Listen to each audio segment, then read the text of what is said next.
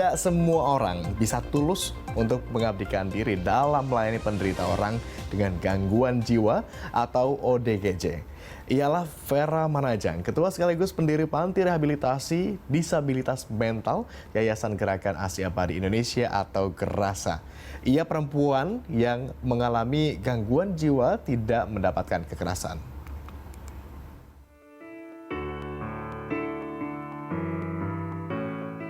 Orang dengan gangguan jiwa atau ODGJ kerap dipandang sebelah mata oleh masyarakat, tapi tidak untuk Vera Manajang dan keluarganya.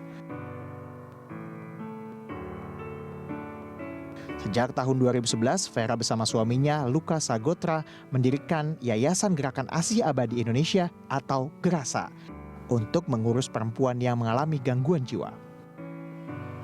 Bukan hal mudah. Perempuan kelahiran Manado ini kerap mendapatkan perlakuan tidak menyenangkan karena tidak memiliki pengalaman khusus. Tapi dengan penuh rasa kasih sayang, Vera tidak pernah patah arang untuk melanjutkan tugas mulia ini. Hingga kini sudah ada 69 wanita yang dirawat di Yayasan GERASA dengan latar belakang yang berbeda, mulai dari masalah rumah tangga, kekerasan seksual, sampai narkoba.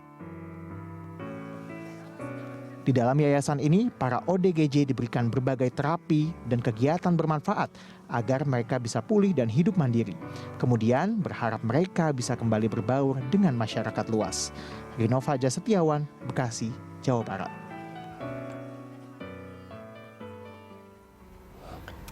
Nah, pemirsa, untuk mengenal lebih jauh tentang Yayasan GERASA dan sosok di baliknya, sekarang kita sudah terhubung dengan Ketua dari Panti Rehabilitasi Disabilitas Mental, Bu Vera Manajang.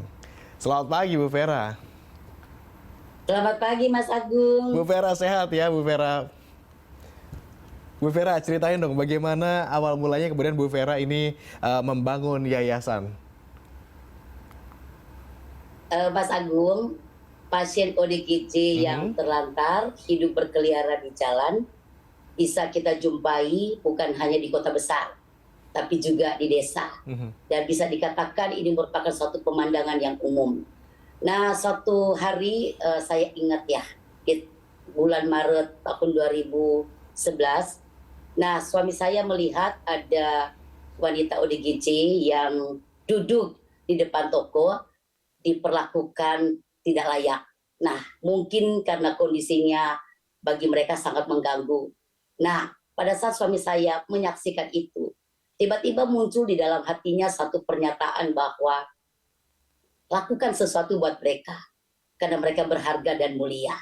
Nah, akhirnya suami saya sharing ke saya, bahwa dia rindu, dia sangat peduli untuk merawat, mengasuh wanita-wanita ODGJ. Nah, otomatis saya mendengar itu ya saya tidak siap ya. Karena saya berpikir ya tidak mudah dan saya juga tidak punya background apa-apa tentang kejiwaan. Nah, saat itu saya menolak.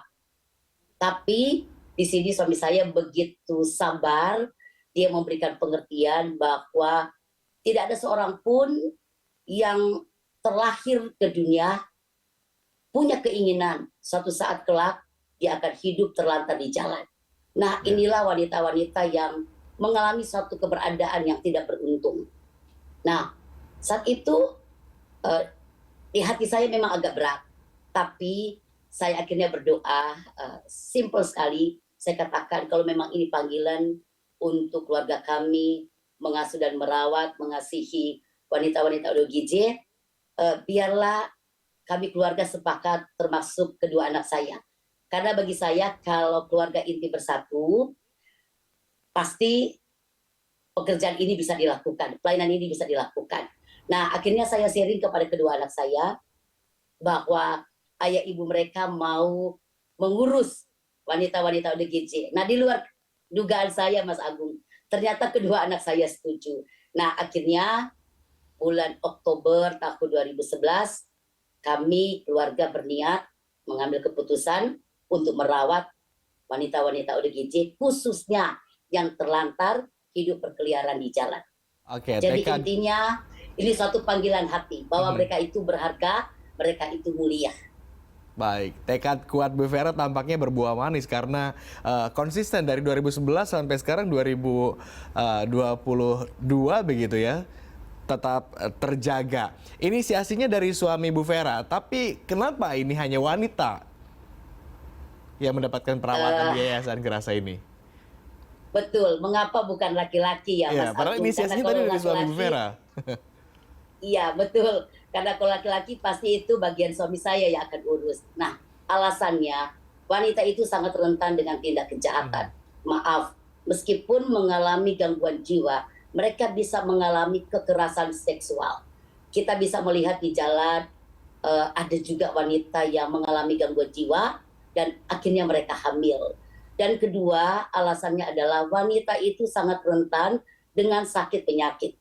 Jadi di saat mereka menstruasi, mereka tidak bisa membersihkan diri. Dan akhirnya pengalaman begitu kami merawat ODGJ ini, bahwa hampir semua mereka punya penyakit alat kelamin. Nah, di sini akhirnya kami keluarga memutuskan bahwa bukan laki-laki yang lebih dulu, tapi perempuan. Mereka atau wanita itu di jalan mereka sangat lemah. Mereka tidak bisa membentengi diri mereka sendiri. Itu alasannya Mas Agung. Baik, treatmentnya seperti apa sih Bu Vera untuk mereka untuk ODGJ khususnya wanita ini selama berada di naungan yayasan Bu Vera? iya, treatment yang kami lakukan adalah doa dan konseling dan juga terapi sosial ya dan terapi kerja. Itu saja. Dan tidak ada obat-obatan yang menggunakan kemudian obat-obatan. diberikan? Ya, Obat-obatan juga diberikan begitu? kami tidak menggunakan obat-obatan. Tapi kalau mereka sakit tubuh ya, karena ada juga yang TBC, sempat ada 24 pasien yang kami ambil di jalan, mereka mengidap penyakit TBC. Nah, dan juga ada sifilis, hepatitis. Nah, kalau penyakit seperti ini, kami mengupayakan pengobatan ke rumah sakit. Tapi khusus untuk pemulihan jiwa, kami tidak menggunakan obat, Mas Agung. Baik. Kami lihat juga ini begitu banyak aktivitas-aktivitas yang dilakukan begitu ya oleh rekan-rekan di sana begitu. Aktivitas apa saja yang biasa dilakukan untuk mengisi waktu selama dalam treatment tersebut? Karena keterbatasan tempat yang ada, jadi untuk saat ini terapi kerja mereka membuat kerajinan tangan, membuat geser kaki, dan juga mereka diberikan pekerjaan untuk packing spare part mobil, ya. Jadi dari luar bawa ke Gerasa dan itu mereka kerjakan setiap hari. Jadi baru geser kaki kerajinan tangan mereka saat ini, Mas Agung. Wah, tapi setidaknya ada hasil karya yang bisa diberdayakan begitu Bu Vera ya. Tapi Bu Vera ini kan sudah dari 2011 ke 2022, lebih dari 10 tahun begitu perjalanan Bu Vera membangun yayasan ini. Ada tantangan nggak sih Bu selama perjalanan ini? Ya, tantangannya sangat banyak sekali ya, terutama dari kebersihan ya.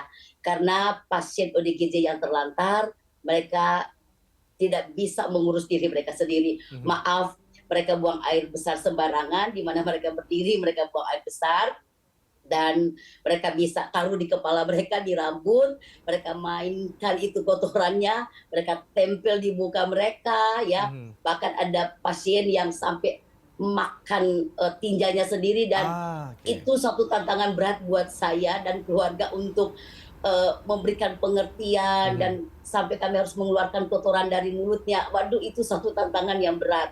Nah, apalagi kalau sampai mereka taruh kotoran mereka sendiri itu di baju cucian mereka atau di baju yang sudah kering, yang sudah bersih, sudah dilipat. Aduh, saya sampai ada satu kondisi, aduh nggak kuat ya karena melihat seperti itu. Tapi kembali hati ini melihat keadaan mereka, timbul belas kasihan yang sangat besar sekali bahwa mereka melakukan itu memang betul-betul di luar kesadaran mereka. Dan mereka butuh pertolongan, mereka butuh kasih sayang untuk mereka keluar dari keterpurukan jiwa seperti itu. Nah, itu tantangan yang ada, Mas Agung. Ada satu kisah mungkin yang tidak terlupakan, Bu Vera. Nah, yang tidak terlupakan adalah di saat mereka cekek leher saya ya. Itu pernah terjadi? Waduh, di saat itu saya berpikir, wah ini akhir hidup saya kali ya. Ada satu ketakutan yang sangat mencekam karena dia mungkin berhalusinasi ya. Mhm. Jadi saya masuk ke ruangan mereka dan memang saya juga tidak tahu tiba-tiba Mhm. dia datang ya, dia lari dan dia cekik leher saya, dia sadarkan saya di tembok. Di situ saya hanya menjerit, Oke. saya bilang tolong tapi tidak ada yang tolong dan akhirnya Oke. saya teriak Tuhan tolong saya. Nah akhirnya dia melepaskan tangannya, dia tenang kembali. Nah itu satu pengalaman yang memang saya tidak lupa Baik. ya karena akhirnya saya berpikir mengapa pada akhirnya orang takut untuk mengurus atau merawat ODGJ karena pertama stigma masih negatif dan kita tahu lah ya untuk ODGJ tidak berlaku hukum positif buat mereka Mas Agung. Jadi ini satu pelayanan yang memang penuh tantangan. Baik, tapi Tapi terlepas bukan dari berarti tantangan yang bertubi-tubi tersebut, termasuk juga mungkin menghadapi rasa takut, pernah nggak sih Bu Vera ada titik di mana Bu Vera, aku harus menyerah, atau ada tidak sampai di titik itu? iya, ada satu kondisi betul-betul saya down saat itu dan saya katakan saya menyerah, saya akan tinggalkan untuk urus mereka, rawat mereka. Tapi ada satu pernyataan yang memang juga suami saya dan anak saya katakan bahwa di saat kita stop berhenti bukan berarti kasih buat mereka itu berhenti karena kita Mhm. stop. Dan anak saya katakan begini sama saya bahwa ibu kamu harus bersyukur karena dari sekian banyak perempuan di dunia ini kamu salah satu perempuan yang memang dipakai untuk mengasihi wanita-wanita LGBT. Nah, akhirnya Mas Agung saya bangkit lagi dan saya bersyukur dengan keberadaan saya bahwa saya dipercaya, saya Mhm. diberikan satu tanggung jawab dan akhirnya itu menjadi satu kesukaan bagi saya, kesenangan bagi saya. Apalagi bila saya melihat mereka yang mengalami gangguan jiwa, mereka akhirnya pulih, mereka Ada akhirnya yang menjalani pulih kehidupan yang akhirnya, Bu normal. Vera? Wow, Berapa saya banyak? bersyukur kepada Tuhan. Banyak. Jadi keluarga jemput melanjutkan kehidupan Mhm. dan ada juga yang memang keluarga tidak jemput, mereka tetap ada di Gerasa dan akhirnya mereka diberdayakan dan akhirnya mereka Oke. bisa membantu melayani mengurus teman-teman mereka yang memang baru kami jemput dari jalan. Baik, buah manis dari tekad Bu Vera ini justru ternyata banyak sekali ODGJ yang justru sembuh dan bisa kembali ke Ya, lingkungan masyarakat begitu. Tetapi ada pemantauan atau tidak betul. begitu mereka keluar dari yayasan, Bu Vera? Ya, ada juga yang saya pantau, ya kalau toh memang masih bisa Mhm. berkomunikasi. Tapi ada misalnya di luar daerah yang memang keluarganya juga sudah tidak mau berkomunikasi. Tapi bagi saya, yang penting mereka sudah kembali ke tengah-tengah keluarga, itu sudah sangat bersyukur. Karena bagi saya jauh lebih baik memang mereka ada di tengah-tengah keluarga untuk mereka mendapat satu perlindungan dan kasih sayang karena yayasan itu bukan pilihan terbaik. Pilihan terbaik adalah di saat orang mengalami gangguan jiwa, dia ada di tengah-tengah keluarga. Ini adakah sentuhan dari pemerintah terkait hal ini kepada yayasan begitu untuk membangun ini menjadi lebih baik lagi begitu? Eh, Dinas Kesehatan Mhm. melalui puskesmas yang ada di tempat kami, mereka mengadakan kunjungan. Jadi pemeriksaan untuk tekanan darah, Mhm. seperti itu Mas Agung. Dan juga kemarin pada saat vaksin ya, mereka juga adakan di Gerasa. Ya, Baik. itu yang diadakan oleh Artinya pemerintah. komunikasi dengan instansi pemerintahan juga terjalin dengan baik begitu ya untuk pengelolaan ini? Terjalin dengan baik. Ya, RT, RW, kelurahan, dan juga untuk puskesmas terjalin dengan baik. Ya, Baik. jadi kalau ada pasien yang sakit TBC, saya bawa ke puskesmas dan nanti rujukan ke rumah sakit, nah itu yang diupayakan. Baik, terakhir Bu Vera, harapan Bu Vera ke depannya seperti apa terkait yayasan ini? Harapan saya biarlah bangsa Indonesia tergugah lebih dalam lagi untuk punya kepedulian, rasa simpati dan empati yang besar. Khususnya bagi mereka yang mengalami gangguan jiwa yang terlantar hidup di jalan.